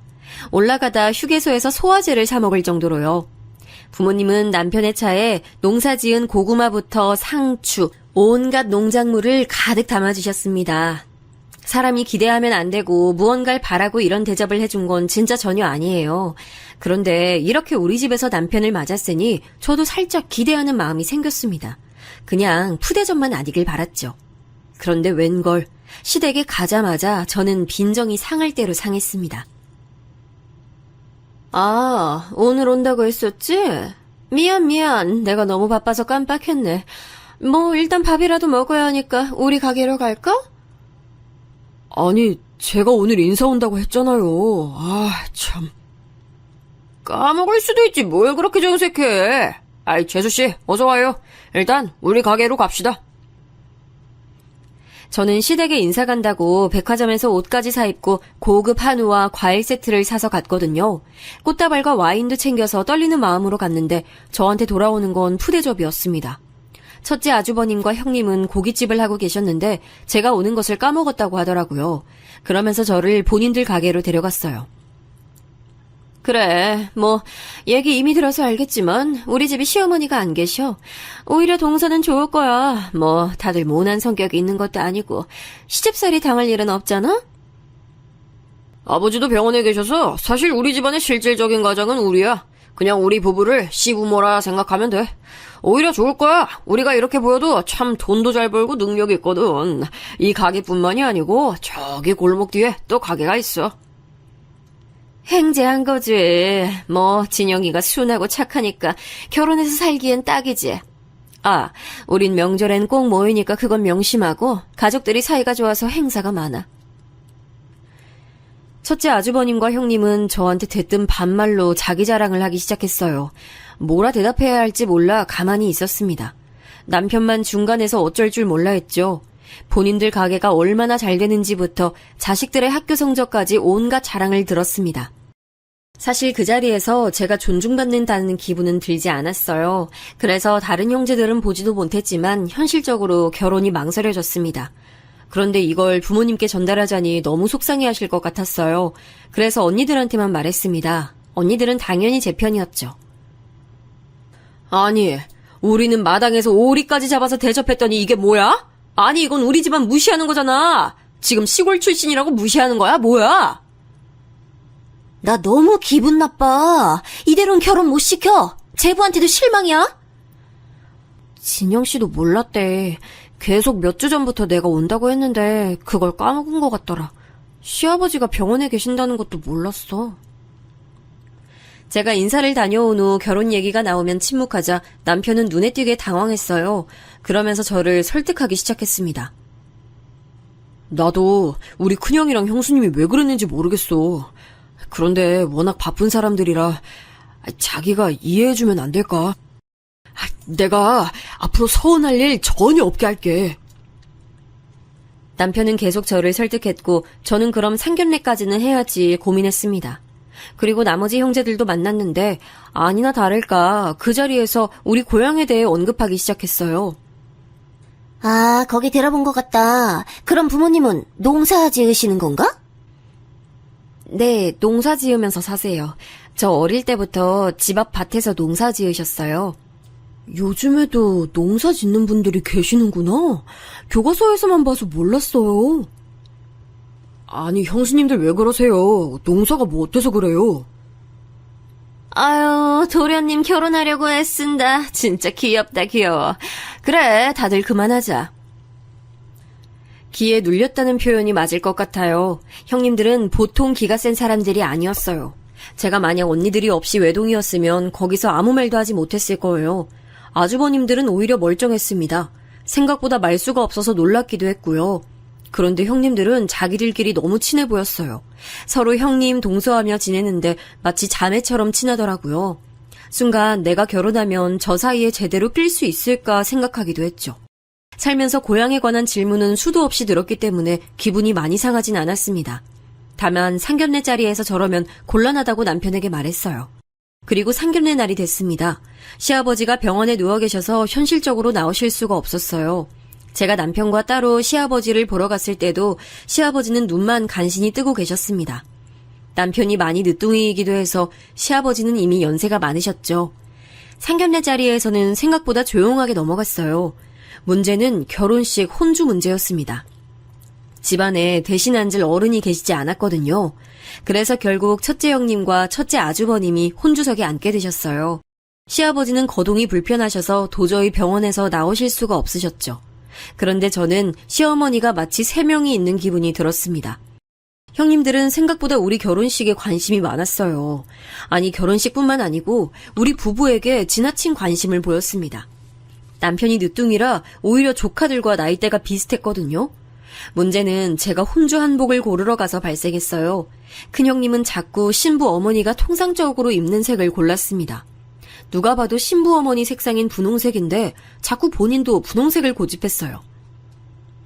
동서, 나 이 색이 너무 예쁘고 잘 어울린다. 그치? 나 이 색으로 할게. 그런데 저희 엄마가 이미 언니들 결혼할 때 한복을 구입하셨는데 그 색이 분홍색이에요. 겹칠 것 같은데. 겹치면 뭐 어때? 똑같이 예쁜 색 입으면 좋지. 아유, 요즘 아무리 깨어있다 해도 혼주 한복은 맞추는 게 좋아요. 분홍색은 신부 측인데. 난 우리 딸 결혼할 때 상대 엄마가 분홍색 입어도 아무렇지 않을 것 같은데. 아닌가? 시골이라 아무래도 좀 이런 거 예민하시려나? 동서, 어떻게 생각해? 시골이라 예민한 문제는 아니라고 생각해요. 저는 안 겹치는 게 좋을 것 같아요. 겹치는 게 뭐 어때서 그렇게 정색을 하고 말해. 난 그냥 정말 예뻐서 그렇게 입으려고 했던 건데. 참, 뭐 알겠어. 한복 사건으로 큰형님에게 저는 제대로 미운털이 박혔습니다. 그 뒤로도 결혼식장에 꽃장식을 돈을 추가해서 하기로 했거든요. 그런데 그것도 돈을 너무 많이 쓴다고 사치 부린다고 남편에게 말했다고 하더라고요. 형수님이 저렇게 나한테 관심이 있진 않았는데 이상하다. 결혼한다고 하니까 갑자기 저러네. 평소엔 오히려 나 소외당해서 슬펐던 기억이 더 큰데. 아니야. 괜히 텃세 부리는 것 같아. 속상해도 넘겨야지. 어차피 당신 낳은 어머니도 아닌데. 큰형님은 자기의 영향력을 상당히 과시하고 싶어 했어요. 아주버님들은 가만히 있는데 형님들이 저에게 시집살이를 시키셨죠. 실제로 결혼하고 저희가 신혼여행을 유럽으로 다녀왔거든요. 갔다 오며 선물을 사와서 시댁에서 같이 드렸는데 형님들 반응이 별로 좋지 않았습니다. 막내 동서 어려서 센스가 좀 있을 줄 알았는데 아니네. 난 더 비싼 거 기대했는데. 친정도 제가 막내라 챙길 식구가 많아서 그랬어요. 죄송해요. 아유, 뭐가 죄송해요. 이렇게 사온 거 자체가 대단한데. 아니, 너무 그러지 마, 다들. 요즘 애들은 다를 줄 알았지. 난 신혼여행 제주도로 다녀왔는데도 면세점에서 비싼 거 사왔었어. 당신 기억나? 우리가 첫째라 아버지가 기대가 많으셨지. 그때 면세점에서 완전 비싼 술 샀던 거 기억나네. 그러니까 그땐 이거에 거의 몇 배였지? 한 10배는 됐을 거야. 다음에 선물할 일 있으면 비싼 걸로 사드릴게요. 아니, 다들 우리한테 왜 그래요? 그래도 선물 사온 성의가 있지. 아이, 그래. 그만하고 밥이나 먹자. 형님들이 비꼬면 아주버님들이 오히려 막아줬죠. 저는 형님들이 저한테 이러는 이유를 정확히 알지 못했어요. 아마 텃세와 기싸움이었겠죠. 그리고 결정적으로 제가 친정에서 지원을 많이 받았거든요. 거기에 대한 질투였던 것 같아요. 그 이유는 사실 제가 막내로 자라서 언니들보다 지원을 많이 못 받았습니다. 언니들이 항상 저에게 미안함을 갖는 이유도 그거였고요. 부모님도 막내라고 단 하나도 새 것으로 사준 적이 없다며 미안해하셨죠. 그래서 결혼이니까 많이 지원해주고 싶다고 하셨어요. 평생을 모은 돈으로 서울에 있는 신혼집도 마련해 주셨습니다. 남편과 제가 모은 돈으로는 사실 부족했어요. 그런데 우리 친정에서 도움을 주니 서울의 직장과 가깝게 아파트를 얻을 수 있었습니다. 반면 형님들은 죄다 경기도에 살았거든요. 경기도에서도 외곽이라 교통편도 불편했고 집 상태도 좋지 않았어요. 본인들은 가난하게 시작했는데 저는 서울에서 신혼을 시작하니 안 이꼬웠던 것 같습니다. 형님들은 상당히 유치하게 저를 따돌렸어요. 명절이면 다 같이 큰 집으로 가서 차례를 드렸습니다. 제가 사실 생선 알레르기가 있거든요. 알레르기가 있기도 하고 생선 자체를 그래서 싫어하기도 해요. 그 사실을 남편이 시댁 식구들 앞에서 말해서 다들 아는 사실이었죠. 그런데 제가 명절에 가면 자꾸 제 앞에 생선을 놓더라고요.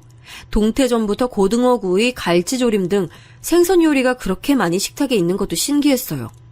제가 먹기 싫어서 안 먹겠다고 하면 대놓고 기분 상한 게 보이기도 했죠. 아, 재수씨 먹을 게 없나? 갈비찜이라도 가져다 줘. 초등학생인 우리 애들도 다 생선 먹어. 편식이 좋은 습관도 전혀 아닌데. 동서, 고칠 생각은 없어? 저는 단순히 편식을 떠나서 알레르기예요. 먹으면 응급실에 가야 돼서 먹진 못해요. 아까 저희가 갈비찜에서 가져왔는데 그거 어딨어요? 그거라도 먹을게요. 어딨는지만 알려주세요. 제가 들고 올게요. 그거는 내일 차례 지내고 먹으려고 했는데, 저기 베란다에 놔뒀는데, 꼭 이렇게 먹다가 일어나게 시키네. 눈치가 보여 제대로 밥을 먹을 수가 없더라고요. 일부러 남편과 제가 먹으려고 갈비찜이니 과일이니 다 가져가도 그걸 다 베란다에 숨겨놓고 주지 않았습니다. 식사 준비할 때 제가 고기를 찾으면 은근히 다시 그대로 식탁에서 그릇을 슬며시 가져오기도 했어요. 이런 식으로 유치하게 구는 게 너무 속상했습니다. 저도 할 말은 다 하는 성격인데 아무리 말해도 들은 척도 하지 않았죠. 그래도 둘째 언니가 말하길 진짜 시어머니도 아니니까 너무 신경 쓰지 말라고 하더라고요.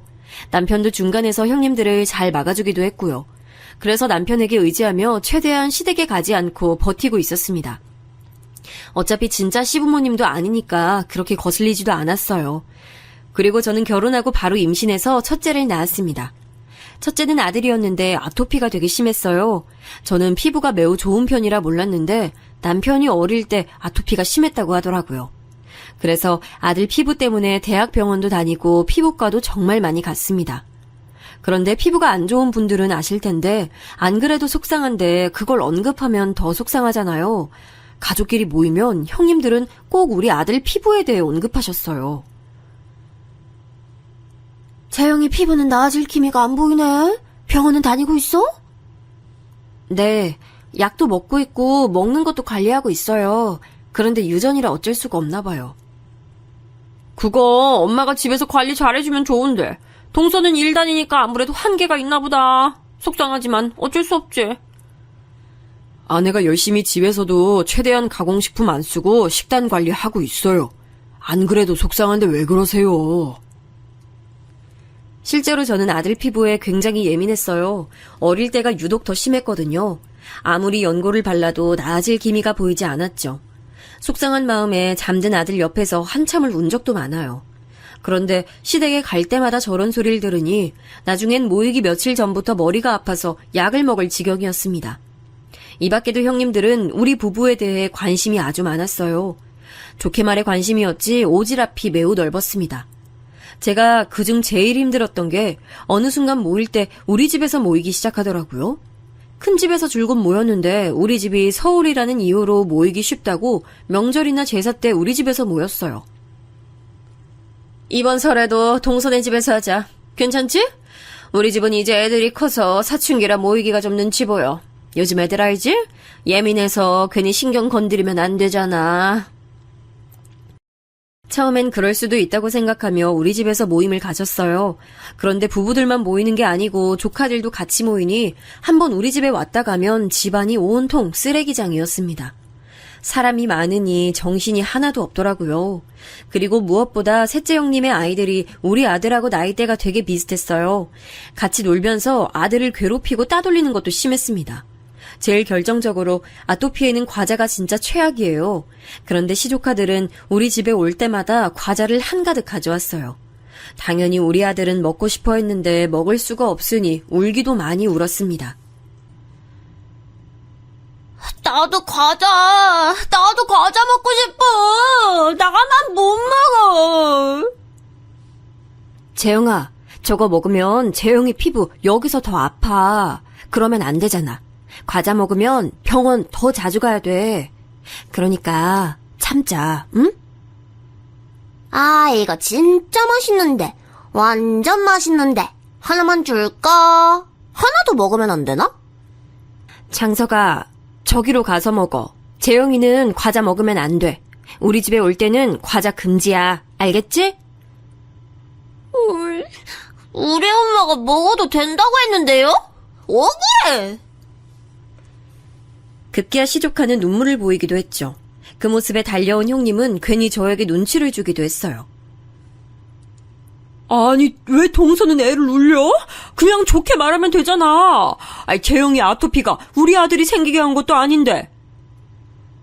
집에 일부러 과자를 놔두지 않아서요. 아이니까 당연히 보면 먹고 싶죠. 그냥 이해를 해달라는 거였어요. 이런 식으로 사소하게 부딪히는 게 정말 많았습니다. 시어머니가 계시지 않아 시집살이는 문제는 전혀 없겠다고 생각했는데 아니었어요. 그렇게 스트레스를 받는 와중에 시아버지가 병상에 계시다 돌아가셨어요. 워낙 병원에 오래 계시기도 하셨고 지병이 있으셔서 예상한 죽음이었습니다. 그렇게 갑작스러운 소식은 아니었어요.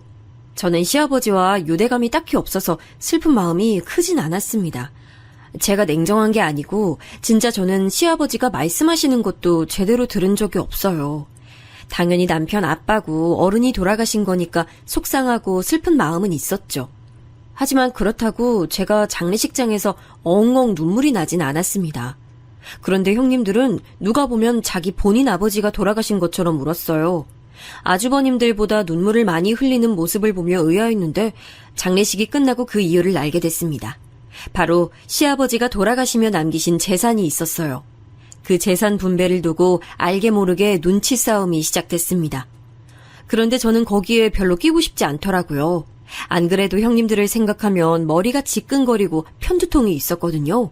그래서 남편에게 말해서 우리는 재산 분할에서 빠지겠다고 했죠. 막내 동서는 집에 돈이 많은가? 재산 정말 한두 푼도 안 받을 거야? 저희는 그냥 있는 것에 고마워하며 살게요. 진짜 괜찮아요. 시골 출신이라 무소유로 사는 건가? 그렇게 시아버지의 재산을 남편의 세 형들이 나누어 가졌습니다. 그러면서 경기도 외곽에 살던 형님들은 서울로 다 들어가게 됐어요. 원래 살던 집에 유산을 합쳐 서울로 들어오게 된 거죠. 그러다 보니 저는 더 괴롭게 됐습니다. 저는 앞서 말했듯 일하는 직장인이었어요. 그런데 큰형님을 제외한 2명의 형님들은 주부였어요. 그러니 남는 게 시간이었죠. 저는 주말에 쉬고 싶은데 뻑하면 연락이 왔어요. 동서, 우리 근교로 놀러 가자. 동서 운전할 줄 알지? 우리는 못하니까 동서가 운전 대신해줬으면 좋겠어. 형님, 저 주중에 일해서 피곤해요. 혹시 다음 주에 가도 될까요? 제가 이번 주는 야근을 너무 많이 해서 힘들어요. 동서, 우리가 시부모님이 안 계시니까 형제들끼리 친하게 지내려고 그러는 거야. 이게 다 동서를 위해서 그러는 건데 속상하다. 우리끼리 친하게 지내면 좋잖아? 형님들은 가족 간의 화합을 굉장히 중요하게 생각했어요. 그도 그럴 것이 모이면 자기들끼린 편했거든요. 이미 친한 사이였고 또 아이들을 데리고 만나면 상대적으로 제일 젊은 제가 전담해서 돌봤습니다. 저라도 이런 관계였으면 모이려고 했을 것 같아요. 이렇게 제가 점점 스트레스를 받고 있을 때 마침 친정에서 연락이 왔어요. 부모님이 주말에 내려올 수 있냐고 하더라고요. 그래서 남편과 부모님을 뵈러 갔더니 부모님이 뜻밖의 말을 꺼내셨습니다. 그래서 우린 이제 여기서 벗어나서 제주도로 가려고. 근데 너희 언니들은 농사 짓는 게 싫대. 혹시 생각 있니? 너희야말로 서울에서 자리 잡고 사니까 생각이 없을 수도 있지만. 갑자기 농사 짓는 건 어려울 것 같은데. 그래도 생각은 해볼게요. 제가 살던 고향은 아빠가 태어난 곳이었습니다. 엄마는 고향이 제주도였어요. 그런데 이제 나이가 드셔서 농사를 짓는 것이 더는 무리라고 판단하셨대요. 그러면서 엄마의 고향인 제주도로 떠날 예정이라고 하셨죠. 제주도에서 노년을 보내겠다고 선언하셨습니다. 다행히 두 분 다 건강엔 이상이 전혀 없었어요. 그래서 여유롭게 살기 위해 떠난다고 하셨죠. 그 점은 저도 너무나도 응원했어요. 그런데 언니들은 농사 짓는 것이 싫다고 거절했다고 하더라고요. 처음엔 저도 저 제안을 듣고 수락하지 않으려고 했습니다. 잘 다니던 직장도 있었고 서울살이가 좋았거든요. 그런데 시간이 지나며 형님들이 서울로 와서 저를 괴롭게 만드는 게 늘어났어요. 심지어 우리 집에 시조카드를 맡기고 본인들은 놀러 다니기도 했죠. 동서 미안해. 잘 부탁해. 애아빠가 오랜만에 쉬는 거라 모처럼 우리 둘이 놀러 갔다 오려고. 우리 애들 말썽 안 피우는 거 알지? 형수님, 그래도 이렇게 갑작스럽게 이러시면 다음부턴 이러지 말아주세요. 걱정 마요. 서방님 결혼하더니 아내밖에 모르네. 저도 주말이 유일하게 쉬는 날인데 아이들 먹는 건 아무거나 먹여도 되죠? 대충 라면 먹여. 고마워. 라면은 우리 집에 애초에 없는 음식이었어요. 아들이 아토피가 매우 심해서 밀가루 음식을 먹게 하지 않았거든요. 그런데 이런 식으로 시조카드를 우리 집에 맡기고 가면 아들은 자꾸 가공식품에 노출됐습니다. 애들끼리 놀러 나갔다가 음식을 잘못 먹어서 피부가 뒤집히는 날도 적지 않았어요. 그래서 제 정신적 고통도 고통이지만 아들을 위해 시골살이를 결심했습니다. 남편은 다행히 재택근무가 가능한 직종이었어요.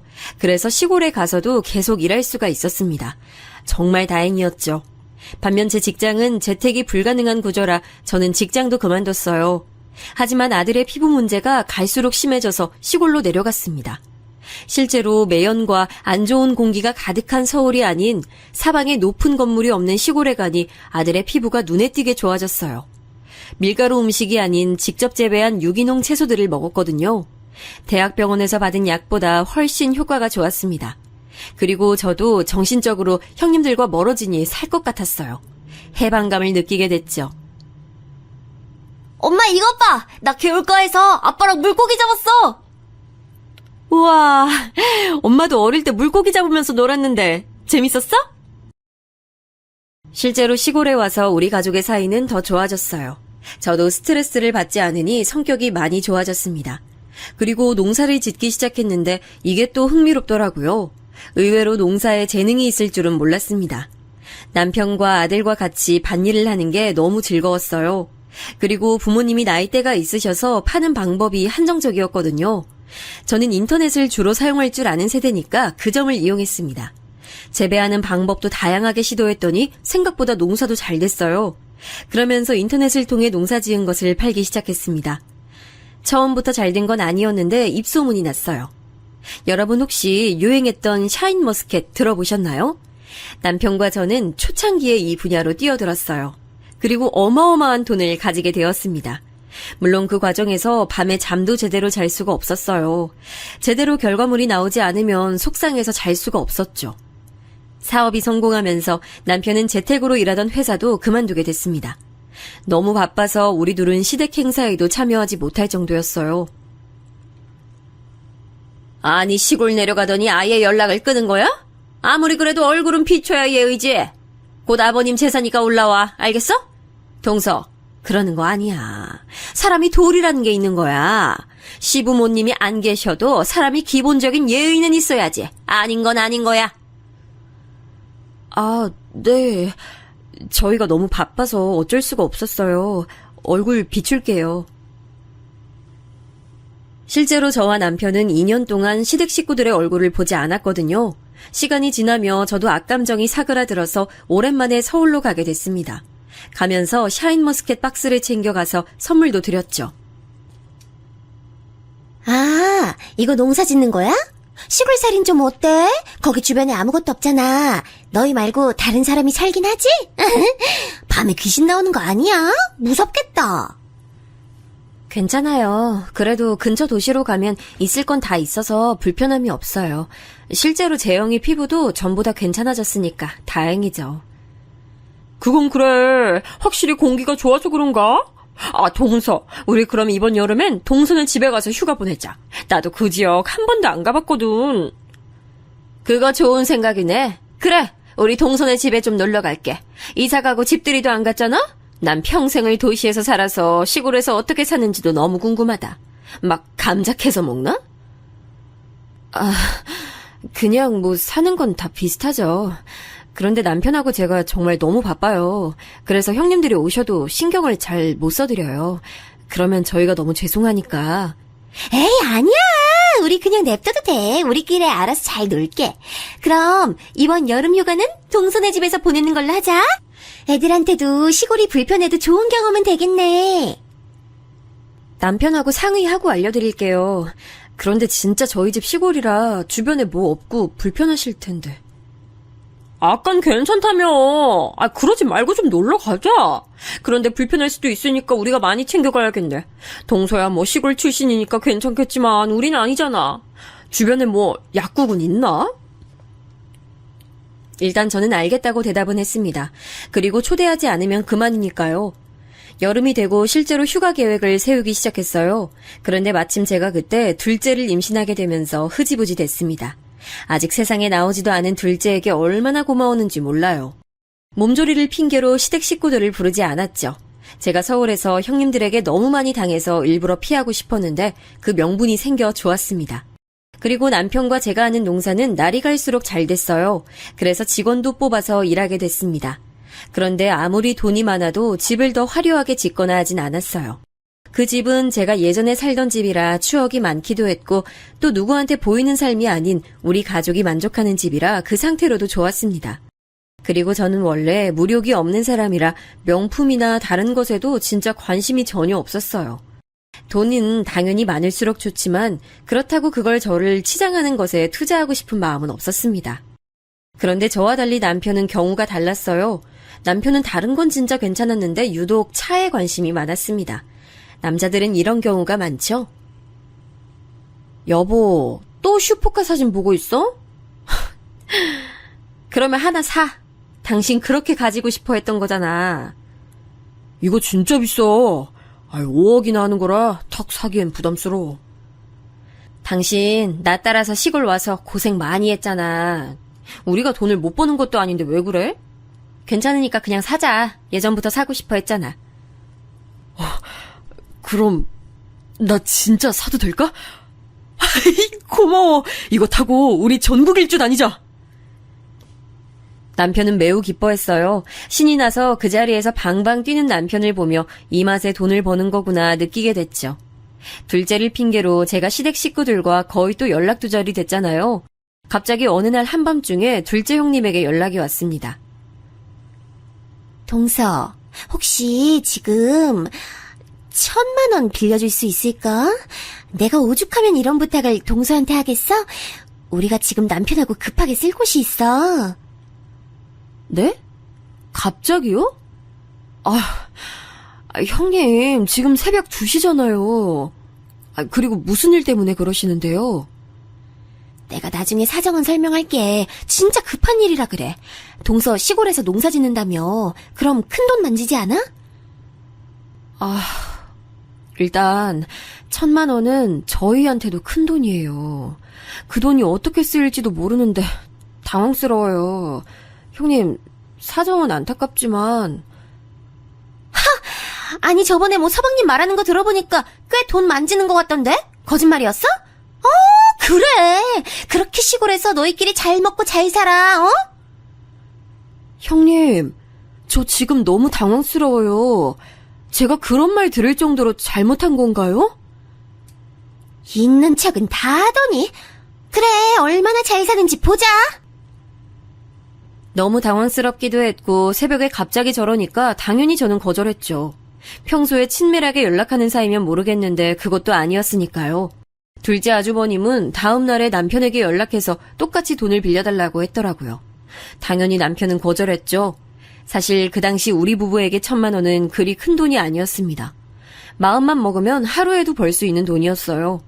그런데 저는 형님들에게 좋은 감정이 있지 않았기 때문에 주지 않았어요. 특히 둘째 형님은 특유의 표정과 가식으로 저를 힘들게 했었거든요. 또 둘째 형님이 되게 허영심이 심하세요. 그래서 시댁에 갈 때마다 저를 위아래로 훑어보며 오늘은 어떤 옷을 입었는지 꼭 훑어보는 편이었거든요. 예를 들어 이런 적도 있었습니다.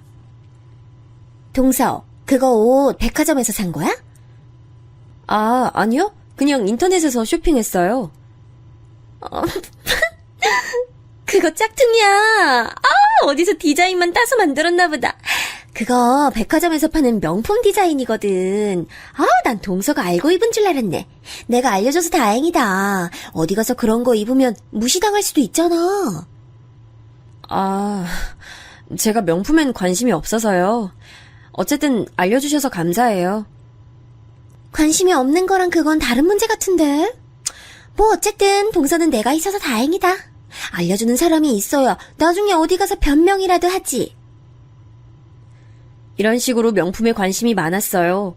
그런데 제가 알기로 둘째 아주버님이 돈을 잘 버시는 편은 아니었거든요. 그래서 의아했었는데 갑자기 돈을 빌려달라니까 빌려주기가 당연히 싫었죠. 남편에게 넌지시 물어봤더니 어디서 사채를 쓴 것 같다고 말하더라고요. 평소에 하는 걸 보면 딱히 놀랄 만한 소식은 아니었어요. 돈이라는 게 한 번이 두 번이 되는 경우가 많잖아요. 그리고 가족끼리라도 돈 거래는 하는 게 아니라는 말을 듣기도 했고요. 나중에 들어보니 둘째 형님은 극적으로 첫째 형님에게 돈을 빌렸다고 하더라고요. 둘이 워낙 친하기도 친했고 큰 형님이 가족을 중시하는 분이라 그런가 보다 했죠. 그런데 그 돈 거래가 되게 둘째 형님에겐 크게 느껴졌나 봐요. 그 뒤로 다 같이 모이면 큰 형님 옆에 딱 붙어서 마치 시녀처럼 행동했습니다. 원래도 형님들끼리 더 친했던 건 사실인데 이 사건 이후론 그들끼리 더 가까워졌죠. 어차피 저야 서울에서 벗어났고 거기 끼고 싶지 않아 상관은 없었는데 문제는 그 다음에 일어났어요. 동서는 우리 언제 초대해? 왜 저번에 하겠다고 하고 임신 핑계로 우리 다 못 갔잖아. 집들이요? 그러네. 우리도 시골 불편함 감수하겠다니까? 초대 한번 해줘. 난 동서 진짜 어떻게 사는지가 너무 궁금해. 제발 한 번이라도 보게 해줘. 우리 고향으로 놀러 오겠다는 얘기가 다시 나왔습니다. 저번엔 둘째 임신을 핑계로 거절했는데 이번엔 거절할 명분이 전혀 없었어요. 그리고 실제로 이사 오고 한 번도 집들이를 따로 하지 않아서 저와 남편은 이번에 처음이자 마지막으로 초대하자고 했죠. 둘째 형님이 특히 꼭 어떻게든 방문하겠다는 의지가 뚜렷했어요. 그리고 약속날이 다가오자 저는 나름 그래도 시댁 식구들이고 손님이잖아요. 그래서 며칠 전부터 남편하고 얼마나 준비했는지 몰라요. 음식도 음식이지만 다들 자고 가기로 했거든요. 그래서 옆 지역까지 가서 이불도 몇 개 사고 마당도 쓸었습니다. 아이들이 오면 놀라고 튜브도 준비하고 만반의 준비를 했어요. 마당에서 밤에 모닥불에 고구마와 감자를 구워 먹으려고 그것도 준비했고요. 남편이 처음에 우리 집에 인사 왔을 때 마당에서 키우던 오리를 잡았다고 했잖아요. 그게 생각이 나서 이번에도 시댁 식구들이니 오리를 잡을까도 생각했습니다. 첫째 언니는 다른 지역으로 이사 갔고 둘째 언니는 고향에 남아 있었거든요. 그래서 둘째 언니까지 와서 같이 시댁 식구들을 맞이할 준비를 했죠. 동서, 막내 동서, 우리 왔어. 어머, 이렇게 생겼구나. 동서, 우리 주차 어디다 해? 오셨어요? 차는 거기다 주차하시면 돼요. 어차피 거기로는 사람들이 안 지나다녀요. 형님들과 아주버님들이 차례로 도착하기 시작했습니다. 다들 자식들도 데리고 와서 정신이 없었죠. 주차 자리 때문에 남편의 비싼 슈퍼카는 창고로 넣어놨습니다. 아이들이 뛰어놀기 좋은 곳이라 다들 너무 신나하더라고요. 그 모습을 보며 저도 입가에 미소가 걸렸습니다. 어른들도 다 같이 마당에서 고기도 구워 먹었어요. 나름 분위기가 제가 생각했던 것보다 훨씬 좋았습니다. 남편도 오랜만에 자기 형들을 만나니 신났는지 술도 마시더라고요. 원래 술 안 좋아하는데 남편이 마실 정도면 진짜 분위기 좋았던 거예요. 저도 시댁 식구들 오기 전에 걱정했는데 예상보다 분위기가 좋게 흘러가서 뿌듯했습니다. 그렇게 안방부터 마당까지 이불을 다 깔고 밤에는 뭉쳐서 잠도 잤어요. 마당에 텐트를 치고 아이들은 거기서 재웠더니 너무 좋아하더라고요. 이렇게 분위기가 좋아서 저도 제 마음을 고쳐먹으려고 생각했을 정도였습니다. 물론 그 다짐은 오래가지 않았어요. 다음날 오전에 산산조각이 났거든요. 닭이 우는 소리에 잠에서 깨어 아침을 준비하기 시작했습니다. 형님들이 손님이라 손 벌리긴 싫더라고요. 또 우리 집 부엌이니 제가 다 하는 게 편했어요. 그래서 혼자 열심히 부엌에서 밥도 짓고 된장찌개도 만들고 있었어요. 그런데 둘째 형님이 깼는지 부엌으로 들어오더라고요. 둘째 형님을 선두로 다른 형님들도 깨어났습니다. 저는 도와주지 않아도 된다고 하고 형님들 보고 편히 쉬고 계시라고 했어요. 그리고 상을 차리는데 진짜 한 명도 도와주지 않더라고요. 그래도 진짜 그때까진 괜찮았습니다. 그런데 제가 마당으로 나가서 상추를 따려고 했더니 형님들이 모여 있었어요. 웃으면서 다가가던데 제 욕을 하고 있더라고요. 나는 서울로 절대 안 오길래 되게 대단한 집에서 사는 줄 알았어. 근데 이게 뭐야? 나 어제 깜짝 놀랐잖아. 그러니까요. 어쩐지 농사 크게 됐다니 뭐니 했을 때 놀랐는데 허언증 같아요. 난 화장실 보고 놀랐잖아요. 아무리 옛날 집이어도 심했어. 아토피 다 나았다던데 아토피 도망갈 것 같아. 형님들과 사이가 좋아졌다고 착각한 스스로가 원망스러웠어요. 어제 사실 분위기가 좋아서 다음에도 놀러오라고 초대했었거든요. 그리고 다른 것보다 아들의 아토피로 저러는 게 너무 심기가 불편했습니다. 그래서 다가가서 제대로 따졌죠. 형님들 진짜 너무하시네요. 어떻게 그렇게 말씀하세요? 어머 깜짝이야. 다 들었어? 아니 뭐 근데 없는 말 한 건 아니잖아? 이렇게 후진 곳에 사는 줄은 몰랐어. 진짜 너무 불쌍하고 짠해. 우리한테 돈 못 빌려준 이유가 있었구나? 이해해. 이렇게 힘들게 사는 줄은 몰랐지. 저희 그렇게 힘들게 살지 않아요. 그리고 아무리 그래도 아들 아토피로 그러는 건 아니죠. 제가 얼마나 마음고생했는지 아시잖아요. 그냥 장난으로 한 말이지. 그리고 뭐 우리가 없는 말 했니? 자기의 잘못을 모르는 형님들의 적반하장 태도에 더 화가 났습니다. 마침 어젯밤에 셋이 돈 얘기로 다들 힘들어했던 것을 알고 있었거든요. 그래서 이왕이면 우리 집이 꽤 산다는 것을 형님들에게 보여주고 싶었죠. 그래서 아무 말 없이 창고로 걸어갔어요. 마침 마당에 있어서 창고가 가까웠거든요. 창고 문을 열자 남편의 5억짜리 슈퍼카가 보였습니다. 그걸 보자 형님들의 눈이 아주 말도 안 되게 커졌어요. 이렇게 살아도 있을 건 다 있고요. 우리가 돈이 없어서 빌려주지 않은 게 아니고 둘째 형님 돈은 그냥 빌려주기 싫어서 그랬던 거예요. 아니, 뭐야. 그럼 돈이 있는데 없는 척 한 거야? 아니, 근데 세상에 저게 뭐야? 어머! 다들 뭐해? 저차? 대박! 웬일이야? 야, 막내 너 성공했구나! 야, 이거 텔레비전에서만 보던 건데? 마당에서 웅성거리는 소리가 들리자 다들 밖으로 나왔어요. 그러면서 남편의 슈퍼카를 구경하기 시작했습니다. 둘째 아주버님은 차를 보더니 남편에게 은근히 돈을 빌려달라고 하더라고요. 당연히 남편은 거절했죠. 형님들은 온몸을 부들부들 떨며 저를 쳐다봤습니다. 얼마나 통쾌했는지 몰라요. 쓸데없는 허영심에 가득 차서 명품이니 뭐니 관심 가지는 것보다 이렇게 하나 큰 걸 가지는 게 더 좋더라고요. 다 우리가 고생해서 번 돈으로 산 거예요. 누구처럼 대출받아서 겨우 갚아나가는 삶이 아니고요. 저 말을 마지막으로 했더니 둘째 형님은 온몸이 새빨개진 채로 저를 노려봤습니다. 하나도 무섭지 않고 우스웠어요. 아주 통쾌해서 전날은 두 다리 잘 뻗고 잠이 들었죠. 그 뒤로는 형님들은 창피한지 연락도 오지 않았고 남편에게 아주버님들이 주기적으로 돈을 빌려달라는 연락이 오고 있어요. 당연히 남편은 거절하고 있고요. 그렇게 저를 무시하더니 이제는 명절에 형님들을 봐도 오히려 제 눈을 피하더라고요. 가볍게 무시하고 아주 행복하게 남편과 시골에서 두 남매를 키우고 있습니다. 여기까지가 제 사연이에요. 저는 저날이 제 인생에서 가장 통쾌한 날이었는데 여러분도 재밌게 들으셨으면 좋겠네요.